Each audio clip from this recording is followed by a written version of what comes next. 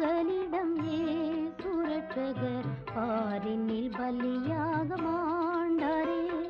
பாவிக்கு புகலிடம் இயேசு ரட்சகர் பாரினில் பலியாக மாண்டாரே. பரிசுத்தரே பாவமானாரே, பரமான சிலுவை சுமந்தவரே. பாவிக்கு புகலிடம் இயேசு ரட்சகர் பாரினில் பலியாக மாண்டாரே.